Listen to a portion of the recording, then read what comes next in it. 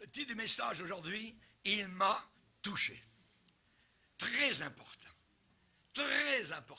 d'être touché par le Seigneur. On va lire le psaume 18.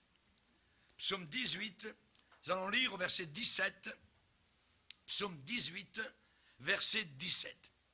C'est David, le serviteur de l'Éternel, qui a déclaré « Il étendit sa main d'en haut. Il me saisit. Il me retira des grandes eaux. Il me délivra de mon adversaire puissant, de mes ennemis qui étaient plus forts que moi. Il m'avait surpris au jour de ma détresse. Mais l'Éternel fut mon appui. Il m'a mis au large. Il m'a sauvé. La raison, parce qu'il m'aime. Alléluia. Seigneur, nous te demandons de bénir abondamment cette parole. Parole merveilleuse, parole de vie, parole divine. Seigneur, bénis ton serviteur, afin que je sois un canal, Seigneur, et que le feu d'en haut, Seigneur, puisse enflammer cette parole. Toi qui as dit que tes serviteurs seraient des flammes de feu, nous te demandons, Seigneur, que le feu de la Pentecôte anime cette parole, qu'elle touche nos cœurs, qu'elle brûle les péchés, les scories, les désespoirs, Seigneur, qu'elle brûle, Seigneur, tout ce qui n'est pas à ta gloire. Nous demandons, Seigneur Jésus, que tu puisses te glorifier dans nos cœurs, dans nos âmes, dans l'assemblée et dans tous ceux et celles qui nous écoutent sur les 5 continents du monde. Au nom puissant de Jésus-Christ, Amen. Et tout le peuple dit Amen. Gloire à Dieu. On peut s'asseoir, frères et sœurs. Alléluia. Il m'a touché. Alléluia. Il m'a touché. Le mot, le verbe toucher, le nom attouchement est très important dans la vie chrétienne. Et évidemment, qu'est-ce que ça veut dire être touché? Être touché par Dieu particulièrement, ça veut dire être en contact. Quand vous touchez quelqu'un, ou vous êtes touché par quelqu'un, ça veut dire que vous êtes en contact direct, proche, avec cette personne. C'est une définition. Et les poètes, particulièrement les écrivains, ont essayé d'élaborer son sens par des comparaisons. Ils ont essayé d'exploiter et de tirer de cette mine, je dirais, des vers, des poèmes. Toucher, être touché. On sait que les membres de la profession hospitalière dans les hôpitaux sont intrigués aussi par les possibilités de l'attouchement. Par exemple, les bébés. Les bébés qui sont enlevés de leur mère, ôtés de leur mère très rapidement après leur naissance, on les met parfois sous observation pendant les premiers mois de leur vie. Et c'est leur contact avec d'autres personnes. Parfois, on a fait des expériences où leur contact est au point minimal avec d'autres personnes. Alors, on les garde dans des compartiments, des cloisons, pour couper toute stimulation.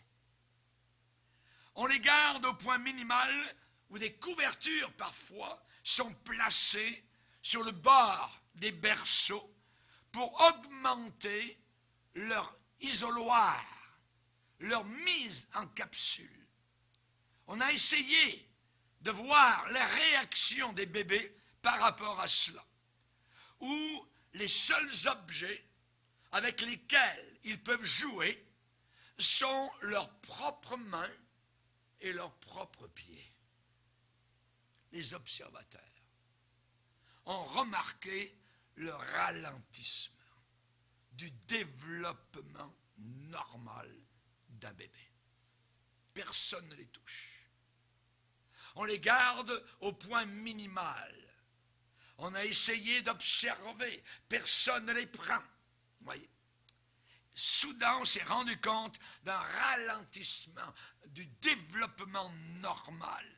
Les enfants ne peuvent ni s'asseoir, ni marcher comme habituellement à leur âge, et ils sont enclins plus facilement à tomber malades.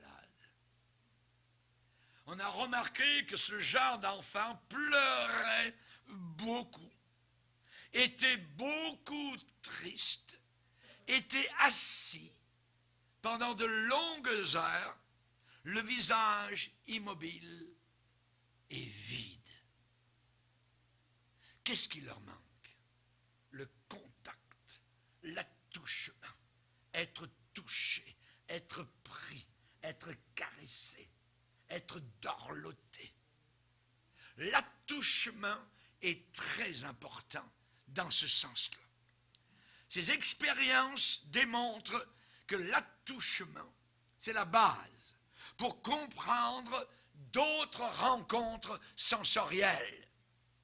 Pour la croissance du caractère, on a besoin de toucher et d'être touché. On a besoin d'échanges interpersonnels. Dieu vous a créé avec un sens du toucher. Dieu vous a créé avec un besoin de toucher, avec un besoin d'être touché. Nous chantons dans l'église chrétienne, « Il m'a touché ». Et oh, la joie qui remplit mon cœur, être touché par Dieu. Une église dite chrétienne, avec des gens qui ne sont jamais touchés par Dieu, ça fait des morts ambulants. Les yeux vides, ils regardent, ils écoutent, il n'y a pas la vie. Ils ne sont pas touchés par Dieu. Ils ne touchent pas Dieu. L'attouchement est très important. Touche-moi, Seigneur. Il m'a touché. N'oubliez pas que Dieu vous a créé à sa propre image. Dieu veut vous toucher. Et Dieu veut que vous le touchiez. Je n'oublierai jamais. Je devais avoir peut-être 8 ans, 9 ans, 10 ans, je ne me rappelle pas. Mais je me rappelle le lieu, la rue, où je revenais avec ma mère de faire une commission. Et simplement, en revenant, elle m'a serré le bras.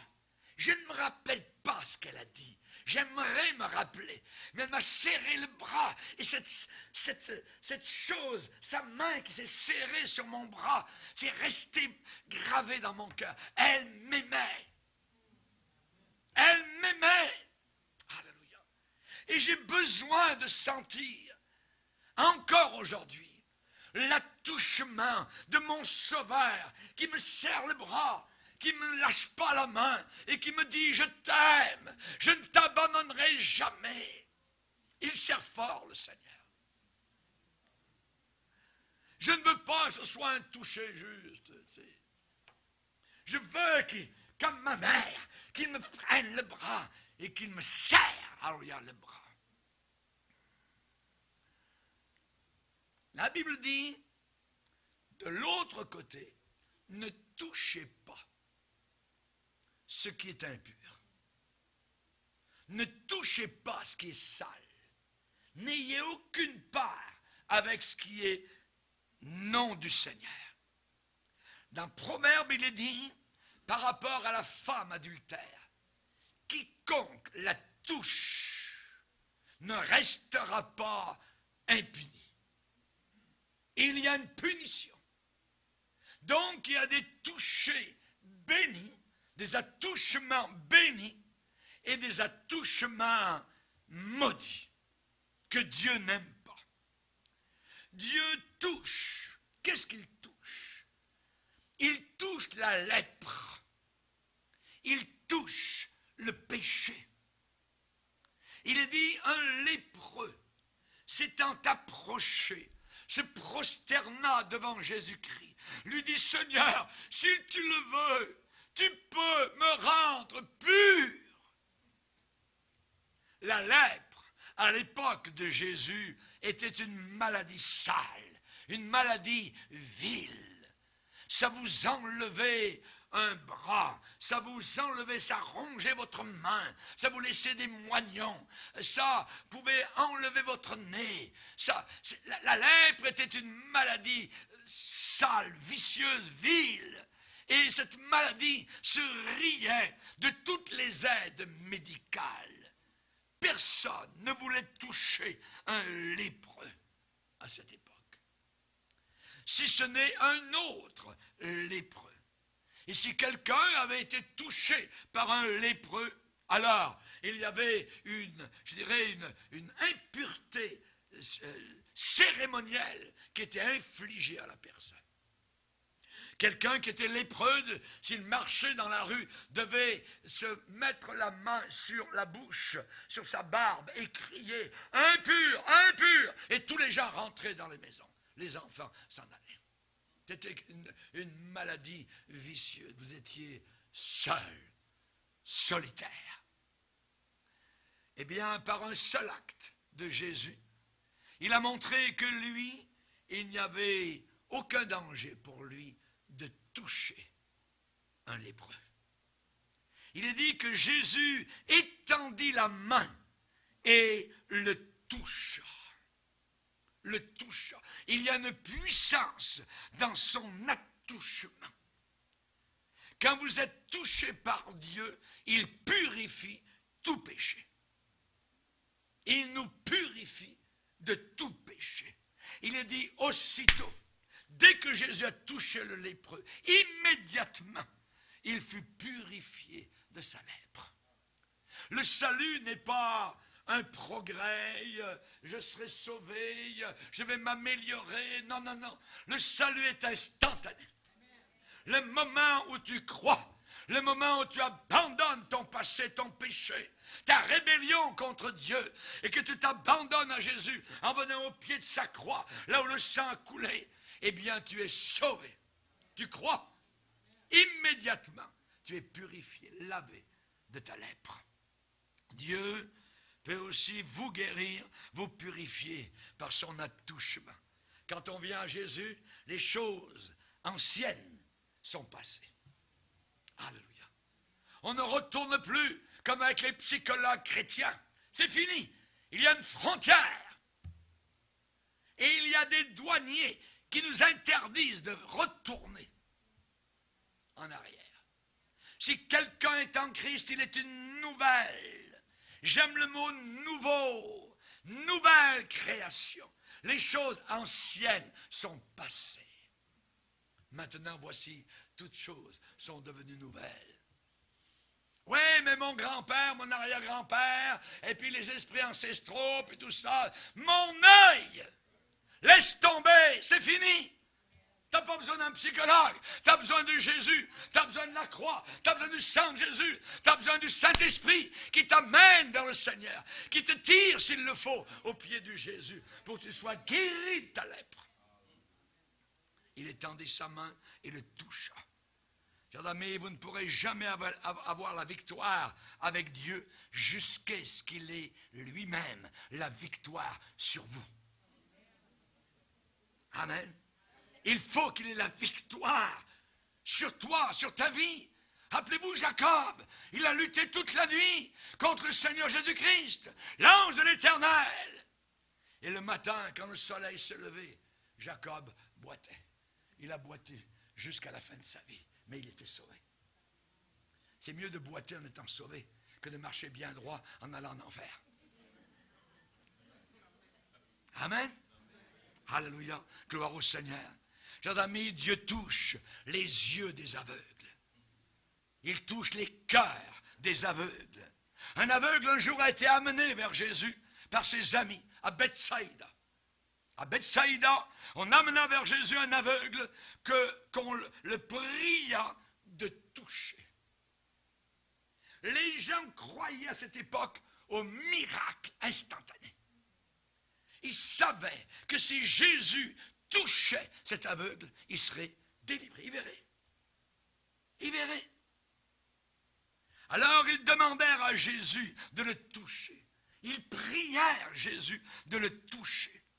De lui-même, l'homme ne démontrait pas particulièrement une attente spécifique d'une guérison. Mais c'est les autres qui ont cru pour lui, qui l'ont amené.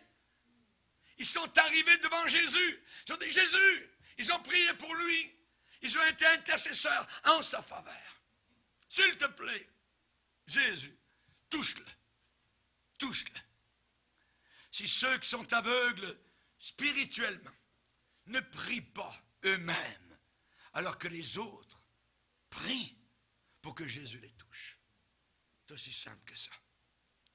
Alors la guérison dans ce cas-là a été graduelle.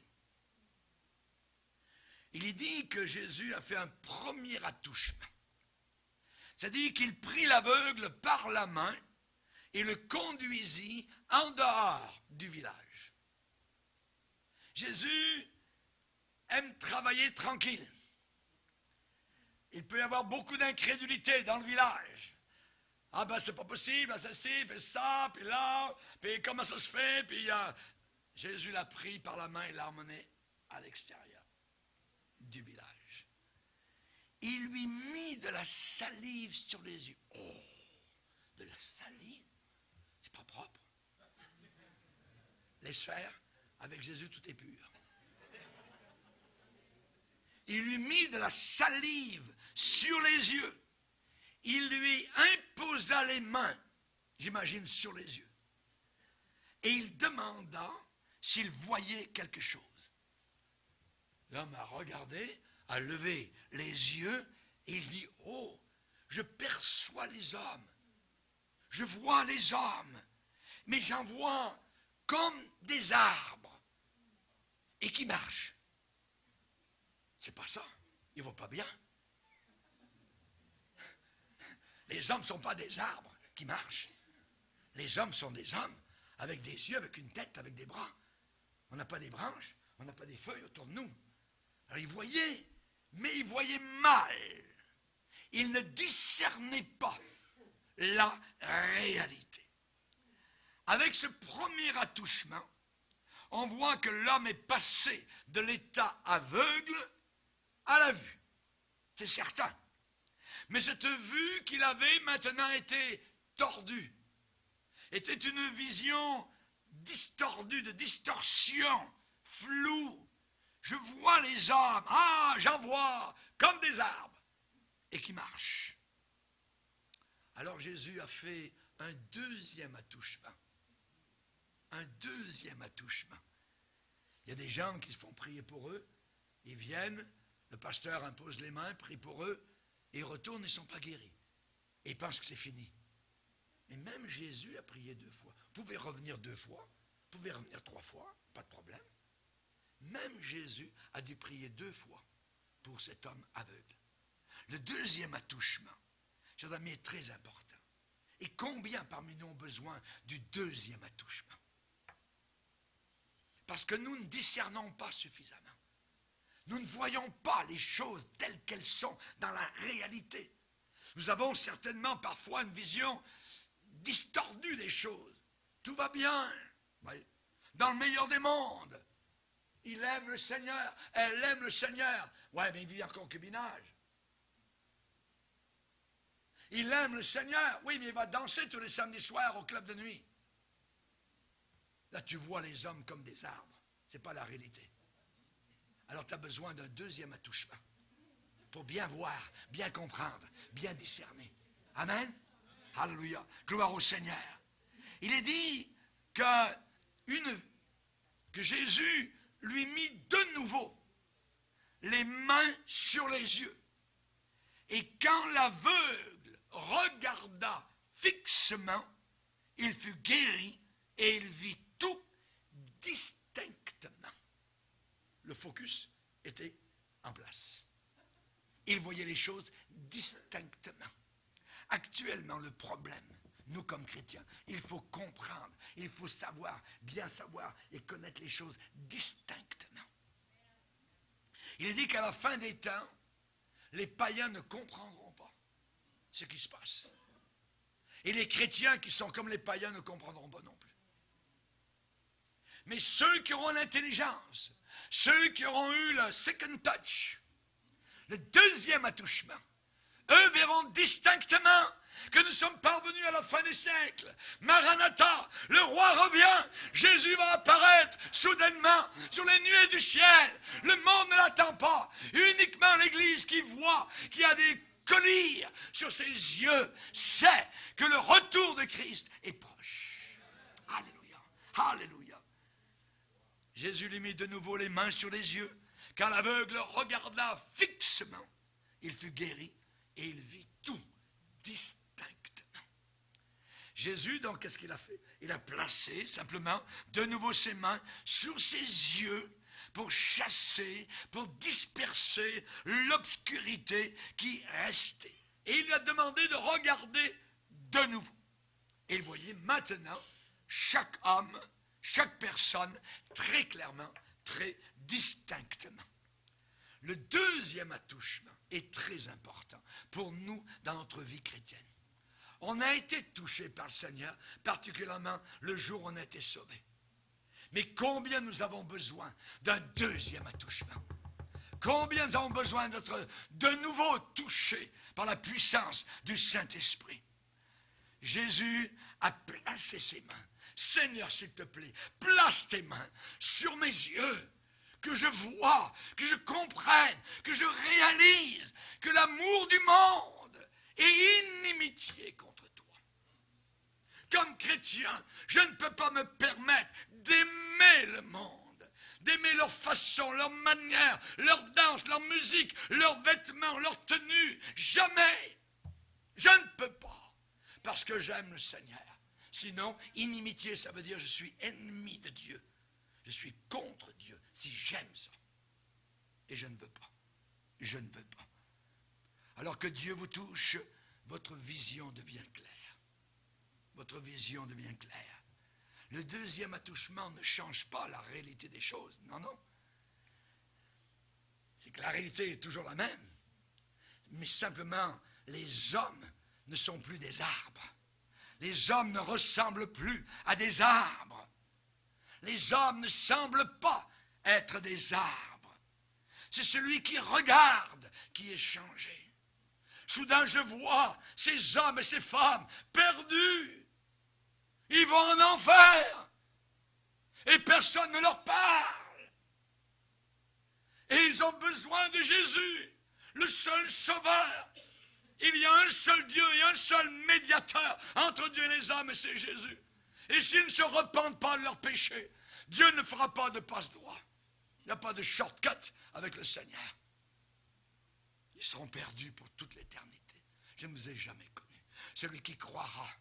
Qu'est-ce que ça veut dire croire? Oh ouais, moi je crois aussi comme toi, tout ça, je crois en Dieu. Non, non. Croire, ça veut dire placer totalement ta vie présente, actuelle, future et dans l'éternité sur Jésus-Christ qui est mort pour tes péchés à la croix du Calvaire. C'est ça, croire. Tu dis, oh, je crois en Dieu. Mais les démons de l'enfer croient tous. C'est tous des croyants. Tous les démons croient. Et ils savent qu'ils sont perdus. Croire en Dieu. En enfer, tout le monde croit en Dieu, c'est trop tard. Il faut croire, ça veut dire, je donne ma vie. Je lève les bras en l'air, je me rends, Seigneur. C'est une reddition totale, un abandon de ma vie entière. C'est toi, Seigneur, maintenant, qui va être mon conducteur. Je ne vois plus les hommes comme des arbres, je les vois dans la réalité. Les hommes pour lesquels Christ est mort. Parfois, ils ne le savent pas, il faut qu'ils le sachent. Parfois, ils le sachent et ils ne veulent rien savoir. Alors, il faut que je redouble d'efforts, il faut que je prie pour eux, il faut que je demande, et spécialement nos familles, nos enfants, nos petits-enfants, nos parents, nos grands-parents. Ils ont besoin du salut. Mohamed ne les sauvera pas, Bouddha ne les sauvera pas, Zoroaster ne les sauvera pas, Vishnu, Krishna ne les sauvera pas, Brahma ne les sauvera pas. Il n'y a qu'un seul nom qui a été donné parmi les hommes par lequel nous devions être sauvés. Et c'est le nom de Jésus-Christ de Nazareth. Même pas le Jésus du Nouvel Âge. Le Jésus de Nazareth. Le Jésus de la Bible authentique. Alléluia. Gloire au Seigneur. Merci Seigneur. Alléluia. Chers amis, c'est celui qui regarde qui est changé. Alléluia. On change notre façon, notre manière avec laquelle auparavant nous voyons la réalité. Vous savez, les gens qui viennent vers vous, les chrétiens, disent, moi, je ne le vois pas de cette façon. Toi, tu le vois de cette manière, moi, je le vois. Non, c'est un aveugle. Il ne peut pas le voir. Ils sont aveugles. Voyez. Dieu est bien trop bon pour envoyer les gens en enfer. Mais qui a parlé de l'enfer? C'est Jésus-Christ. C'est lui. On ne peut pas prendre une partie de l'enseignement de Jésus et l'autre partie la mettre à la poubelle. Ah non, il faut prendre tout ce que Jésus a enseigné. Il se peut que Jésus doive vous toucher une deuxième fois avant que vous arriviez à bien connaître les gens. Il se peut que vous voyez les autres comme des arbres qui marchent. Mais ce sont tous des gens pour lesquels Jésus-Christ est mort. Qu'ils soient aux Indes, qu'ils soient en Afrique, qu'ils soient à n'importe quelle partie de la terre. Tous les gens que vous côtoyez, que vous voyez, eh bien, sont tous des gens pour lesquels Jésus-Christ est mort. Les rues sont pleines, les métropoles sont pleines, des milliards de personnes. Mais tous ces gens, ce n'est pas des arbres qui marchent. Ce n'est pas des gens qui ensuite vont aller sous la terre et puis c'est fini, on ne parle plus de rien. Non, ils continuent à vivre, soit au ciel, soit en enfer. Ce ne sont pas des arbres. Eux aussi ont été achetés à un grand prix. Vous vous rappelez Élie le sacrificateur? Élie le sacrificateur, il était pasteur d'une église où ses fils pouvaient coucher les uns avec les autres. Beaucoup de pasteurs aujourd'hui permettent ça. C'est abominable. Quand Dieu a voulu parler, a-t-il parlé à Élie? Non. Dieu n'est pas venu vers Élie. Il est venu vers un petit garçon qui s'appelait Samuel pour lui dire qu'il allait juger ce vieillard avec ses fils. Mes amis, tous ceux qui vivent dans une église où le pasteur a les yeux troubles sont en danger. Il est dit que Élie avait les yeux troubles. Ça veut dire, vous ne voyez plus les choses. C'est pas bien, mes enfants, tout ça. Pas bien de coucher ensemble avec les femmes de l'église, etc. Ouais, les gens s'en foutent. Le même jour, lui et ses fils sont tous morts. Et Dieu a parlé à un petit garçon, appelé Samuel. Chers amis, j'aimerais vous dire qu'il y a des choses que nous devons savoir ou nous rappeler. C'est qu'avec Dieu, on ne peut pas jouer. Avec Dieu, beaucoup de gens jouent avec Dieu. Jouent à l'église, jouent le jeu. Mais Dieu voit tout ça. Et pour que l'église prenne, je dirais, les bonnes rails au départ, au 1er siècle, il y avait un couple à l'intérieur de l'église qui ont joué. Ils ont menti, ils ont joué les généreux, les hypocrites, tout ça. Et ils sont morts tous les deux dans l'église. Il y a eu cette journée-là 2 cercueils qui sont allés au cimetière. Des supposés chrétiens. Ça, c'est Dieu. C'est le Dieu du Nouveau Testament. À l'église de Thyatire, il y avait une femme qui couchait avec les gens. Et en plus, elle se disait prophétesse. Dieu a dit, je vais la juger et je vais tuer ses enfants. Et toutes les églises sauront que je suis l'Éternel qui sonde les cœurs et les reins. Imaginez.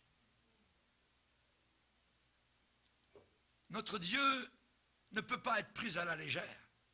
Quand il dira à certains qui leur auront dit, mais Seigneur, on a fait des miracles en ton nom, on a prophétisé, on a chassé des démons. Je vous ai jamais connu. Ouvrier d'iniquité. Le problème, c'est l'iniquité, c'est le péché.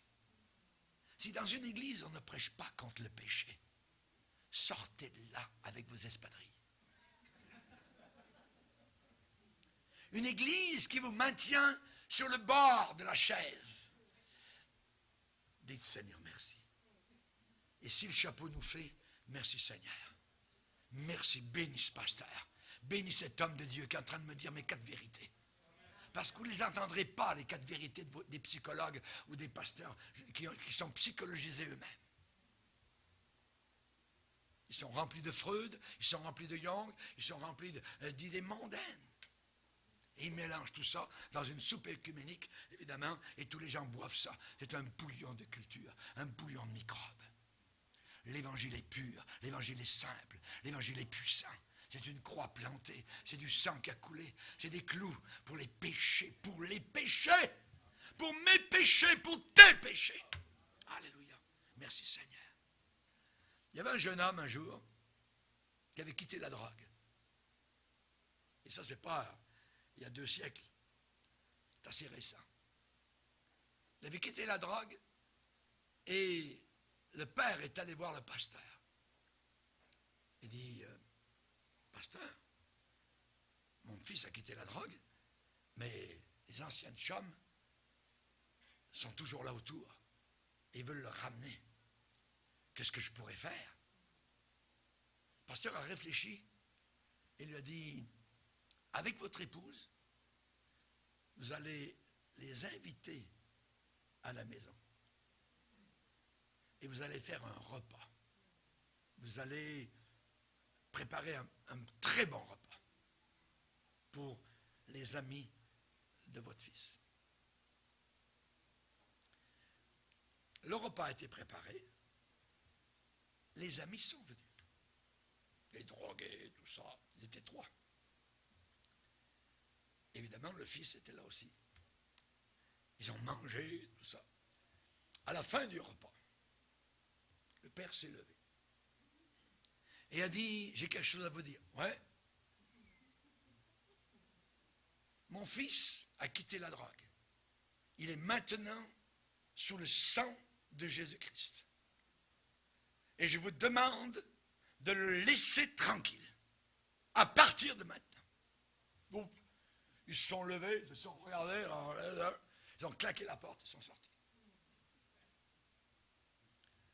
En l'espace de 3 mois, les 3 étaient morts d'accidents séparés. Les 3. Dieu a jugé. Chers amis, j'aimerais vous dire que ce n'est pas à peu près. Quand quelqu'un prend l'autorité que Dieu nous a accordée pour agir contre le péché, contre les forces diaboliques, contre les forces de ténèbres, et de déclarer de telles choses. Le père n'a rien dit, il ne savait pas, mais il dit, vous allez laisser mon fils. Maintenant, il sert le Seigneur. En l'espace de 3 mois, ces 3 étaient en enfer. Morts d'accident de la route, séparés. Totalement différents, à des moments différents. Chers amis, il se peut que Jésus doive nous toucher une 2e fois. Alors on doit dire, Seigneur, touche-moi. Je veux me laisser toucher. Il faut vouloir se laisser toucher par le Seigneur. Parce qu'il peut y avoir résistance dans le cœur par rapport à ce que le Seigneur voudrait faire. Il se peut que vous voyez les autres comme des arbres qui marchent. Mais ce sont des gens pour lesquels Jésus-Christ est mort à la croix du Calvaire. L'Église, chers amis, est composée de gens, la véritable Église est composée de gens qui lui sont consacrés, qui œuvrent, qui travaillent, qui adorent, qui prient ensemble. Ils élevèrent à Dieu la voix, tous ensemble, comme nous l'avons fait ce matin. C'est merveilleux. L'Église est composée de gens qui apprennent à s'aimer les uns les autres à cause de l'amour que Dieu a placé dans nos cœurs. L'amour de Dieu a été déversé dans nos cœurs. Ce n'est pas notre amour. On est capable même d'aimer un ennemi. Et ça, aucun païen ne peut le faire. Rappelez-vous Saul de Tarse, au tout début, quand le Seigneur l'a saisi à Damas, il a dit, quoique ses yeux soient ouverts, il ne voyait rien. Quoique ses yeux soient ouverts, il ne voyait rien. Il y a des gens et des chrétiens dont les yeux sont ouverts, ils ne voient rien. Ils ne voient rien. Jésus a dit, ces gens-là sont des aveugles. Laissez-les. Laissez-les. Ils conduisent d'autres aveugles. D'autres aveugles. Dieu touche la fièvre, la fébrilité, l'agitation. La belle-mère de Pierre. Ah tiens, Pierre avait une belle-mère? Ben oui. Pierre avait une belle-mère. Il était marié. Il est dit que la belle-mère de Pierre avait la fièvre. Et Jésus est entré dans la maison, a touché la main de la belle-mère et la fièvre l'a quitté. Il a touché. Il a touché la main. Elle se leva tout de suite et les a servis. Les assiettes, tout de la joie. Plus de fièvre. C'est merveilleux. Cette belle-mère était frappée de fièvre. Elle est venue en contact avec Jésus. À son attouchement, la fièvre est partie. Vous savez, nous sommes fiévreux. Nous vivons dans un monde de fièvre. On appelle ça la fébrilité. La fébrilité, ça vient, c'est un diminutif de fièvre. La fébrilité, c'est... Je monte, je descends, j'arrête pas. Fébrile. Oui. Ce monde est en fièvre, tout autour de nous. Oui. Eh bien, cette fébrilité est encore chassée aujourd'hui par l'attouchement du Seigneur. Quand on vient dans la présence de Dieu, comme on dit, la paix de Dieu, la grâce de Dieu, le repos de Dieu. Ben oui, non, je n'arrivais pas à marcher quand je suis arrivé tout à l'heure. Puis que personne ne s'en rend compte dans le parking. La maladie a disparu. Amen. Il y a un frère qui est venu cette semaine, et il dit, j'étais tellement fatigué en partant de la maison pour la réunion. Puis soudain, j'ai commencé à chanter quelques chants, puis pouf, c'est tout parti. C'est tout parti, je ne sais pas comment ça peut se faire. Ah, on chante le Seigneur, on loue le Seigneur, on adore le Seigneur, on bénit notre Dieu. La fébrilité disparaît quand il nous touche. Amen. Quand il nous touche, alléluia. On peut parler de nervosité. Vous avez des gens qui ne tiennent pas en place, voyez. Et vous-même, vous êtes comme, vous devenez nerveux parce qu'eux sont nerveux. Hein, ils vous mettent sur les nerfs. Ouais. Fébrilité, nervosité. Ouais. Inquiétude. Qu'est-ce qui va arriver demain le prix de l'essence monte, tout ça. Puis qu'est-ce qui va arriver, tout ça. Puis le gouvernement, puis là. Non, calme-toi. Il y avait une femme un jour qui est venue, une jeune femme est venue un jour à l'église. Sa vie était tout à l'envers. Tout à l'envers. Elle était amère dans son cœur. Elle était honteuse. Elle avait quitté son foyer et elle essayait de tout fuir. Elle a dit, son témoignage, et je cite, « À l'instant où je suis entré dans l'assemblée, j'ai ressenti un air de paix. À l'instant où je suis entré dans l'assemblée, j'ai ressenti un air de paix. » Et alors que la réunion allait de l'avant, ce sentiment s'est approfondi dans mon cœur. Et ce jour-là, le pasteur en avant a parlé de son témoignage quand il a entendu prêcher un missionnaire. Et le missionnaire disait, alors, le pasteur disait, alors que le missionnaire parlait, mon visage fut tellement changé par l'amour de Jésus-Christ que pendant un moment, je semblais être disparu et à ma place se tenait quelqu'un qui ressemblait à un fils de Dieu. La jeune femme a entendu le témoignage du pasteur. La jeune femme a dit, moi, quand j'ai entendu le pasteur dire ça, j'ai ressenti à ce moment la présence de Jésus agissant au milieu de l'assemblée et touchant plusieurs personnes, hommes et femmes, tout en disant que la paix soit avec vous, que la paix soit avec vous. Comme si Jésus passait au travers des bancs en disant que la paix soit avec vous. C'est merveilleux, c'est merveilleux. Un attouchement du Seigneur et la fièvre disparaît. L'inquiétude s'en va. On remet tout ça entre les mains du Seigneur.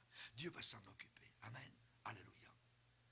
Je me rappelle toujours quand le frère McLean, je l'ai déjà dit ici il y a quelques années, mais je vais le redire. j'étais souvent invité à une époque comme prédicateur au camp de Montfort au Québec, l'été. On avait un camp, les chrétiens venaient de partout, avec les roulottes, les tentes, tout ça, il y avait des cabines. C'était vraiment, on appelait ça le camp familial. Et souvent, j'avais été invité plusieurs années de suite. Et je me rappelais toujours que sur le campus du camp, dans les Laurentides, il y avait un frère que j'avais connu à l'école biblique, qui s'appelait le frère McLean. Et c'était un homme de Dieu. Il venait parfois nous prêcher, nous enseigner. Il était là cette journée-là, il était venu faire un tour en visite sur le camp. Il m'a vu, il s'approchait de moi. Il m'a dit, comment ça va, Raymond? Tout ça. Et je lui ai dit un petit peu comment que les choses allaient. Mais en me parlant, il a mis sa main sur mon épaule. Je ne sais pas ce que ça m'a fait dans le cœur. Ça m'a viraillé dans le cœur. J'ai parlé avec lui juste à peine 5 minutes. Je suis allé dans ma chambre. Je me suis allongé sur mon lit et j'ai pleuré comme un bébé. Ce n'est pas le frère McLean qui m'avait touché. C'était Jésus dans le frère McLean. Et je bénis le Seigneur pour les frères et sœurs qui peuvent comme cela poser leurs mains sur l'épaule d'un frère. Et on sent la puissance de Dieu. On est bouleversé. C'est Jésus qui vient de passer. Amen. Au travers d'un frère ou d'une sœur. Il est dit dans Esdras que la main de Dieu était sur lui. À un autre endroit, il est dit la main de Dieu est pour le bien de tous ceux qui le cherchent. Alléluia. Gloire au Seigneur. Dans Esdras, il est dit la main de notre Dieu fut sur nous et nous préserva des attaques de l'ennemi et de toute embûche pendant la route. La main de Dieu était sur nous. Seigneur, que ta main soit sur mes frères, soit sur mes sœurs. Amen. Je ne veux pas du rock, du pop, tout ce que vous voulez, de la rébellion, des démons et de tout cela. Je veux Jésus. Donnez-moi Jésus. Parlez-moi de Jésus. Votre âme demande Jésus. Votre âme a faim de Jésus. Alléluia. La faim, la soif du Seigneur. Qu'on retrouve Jésus. Qu'on vienne vers lui. Qu'on touche le bord de son vêtement. Comme la femme qui avait la perte de sang. As-tu une perte de vie? As-tu une perte de santé? As-tu une perte de puissance? Viens vers Jésus et touche toi-même le bord du vêtement. Et tu seras renouvelé. Le Seigneur a guéri instantanément cette dame-là qui a touché avec foi, parce qu'elle est venue avec foi. Elle se disait, si seulement je peux toucher le bord de son vêtement, je serai guéri. Elle l'a été. Fermons nos yeux, prions le Seigneur.